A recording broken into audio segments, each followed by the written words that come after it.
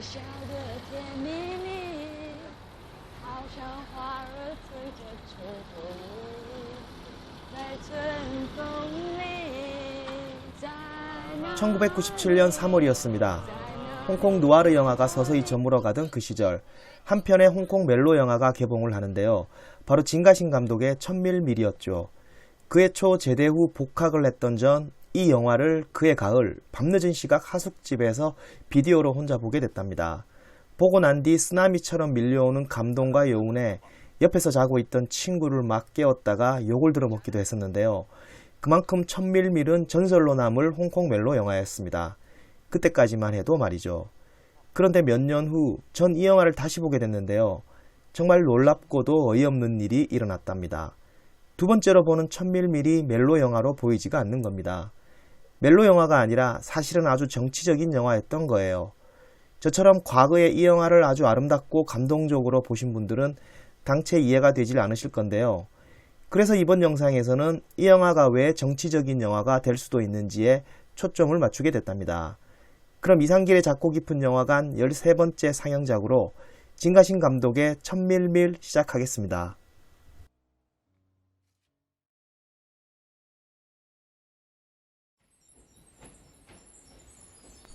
정치적인 영화로 1000mm를 이해하기 위해서는 먼저 개봉 당시 시대적인 상황을 알아야 하는데요.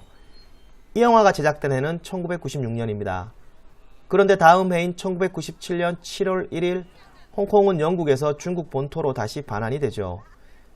다시 말해 이 영화의 제작 연도도 그렇고 영화의 배경이나 인물들의 관계, 또 영화 속에 등장하는 각종 소품들이 영국령이었던 홍콩의 중국 반환과 관련해 정치적으로 많은 의미를 내포하고 있다는 뜻입니다. 사실 홍콩은 1841년 영국과 청나라 사이의 아편전쟁을 계기로 영국의 식민지가 되어 1997년 7월 1일 중국 본토에 반환되기까지 무려 155년간을 영국 자본주의의 비호 아래 중국 본토와는 전혀 다른 성장을 거쳤습니다.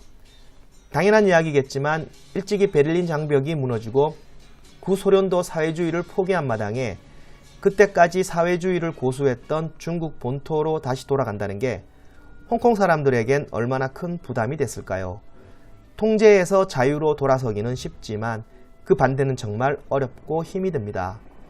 그렇게 회색빛 미래에 대한 불안과 우울, 그게 바로 당시 홍콩 사람들의 정서가 아니었을까요?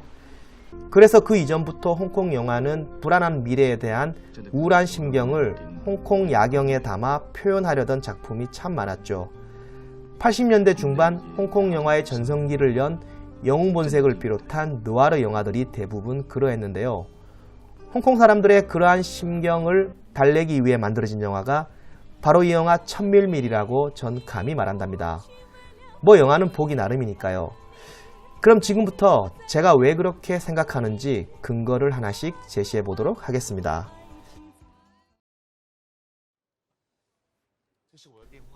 아시다시피 1000mm의 줄거리는 중국 본토에서 홍콩으로 건너온 주인공 요서군이 거기서 이교를 만나 10년 동안 친구처럼 동료처럼 지내다 마침내 연인이 된다는 내용인데요. 단도직입적으로 요서군은 중국 본토를, 이교는 홍콩을 각각 상징한다고 보시면 됩니다. 본토에서 넘어온 요서군은 순박하죠. 그는 자전거 타는 걸 좋아하고 중국 본토를 중심으로 큰 인기를 누리던 등료군의 노래를 아주 좋아합니다. 반면 그는 맥도날드도 잘 모르고 주식 투자도 잘 모르죠. 한마디로 자본주의의 풍요로움과 다양성을 경험해보지 못한 중국 본토 사람을 대표합니다. 반면에 이교는 그 반대였죠. 그녀는 자전거보다는 자동차를, 등료군의 노래보다는 팝송을 더 좋아했습니다.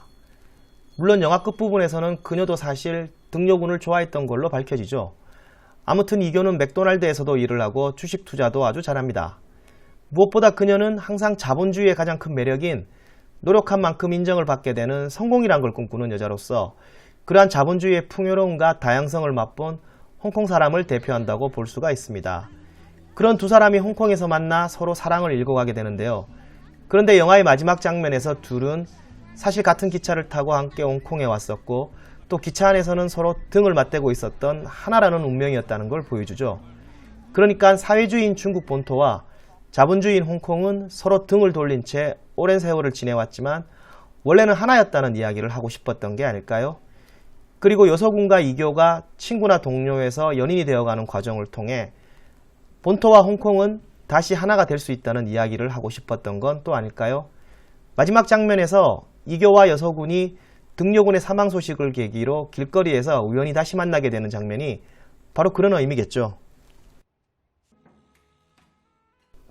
그 외 영화 속에서는 중국 본토와 홍콩 간의 관계를 상징적으로 담고 있는 설정들도 참 많이 등장하는데요.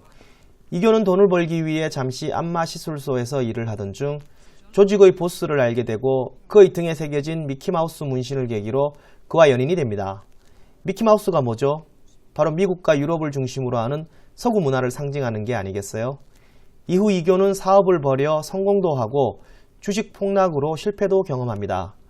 홍콩은 100년이 넘게 미키마우스로 상징되는 서구 자본주의의 영향을 받으면서 중국 본토와는 전혀 다른 생활 방식을 갖게 됐고 그런 과정들을 극중 이교를 통해 표현하려 했던 게 아닐까요? 좀 더 깊숙이 들어가면 이교가 미키마우스 문신을 가진 조직의 보스와 동거한 건 바로 홍콩이 영국의 통치를 받았다는 것을 뜻하고 그 보스는 또 예상과 달리 아주 신사적이었습니다. 때문에 그는 바로 신사의 나라 영국을 상징하는 게 아닐까요? 또 영화 속에서 그 보스는 자꾸 이교를 떠나보내려 합니다. 자신보다 더 좋은 남자를 찾아 떠나라고 습관처럼 말을 하죠. 홍콩을 사랑하지만 어쩔 수 없이 중국에 다시 돌려줘야 하는 영국의 심정이 그렇지 않았을까요? 아울러 여서군은 이교의 일탈이나 배신에 아랑곳하지 않고 바보처럼 늘 이교를 그리워하고 기다리죠. 또 지친 이교를 따뜻하게 감싸줍니다. 그건 바로 오랜 세월 자유로운 영국의 통치를 받았지만 홍콩에 대한 중국 본토의 변함없는 사랑을 영화 속에 담으려는 의도가 아니었을까요?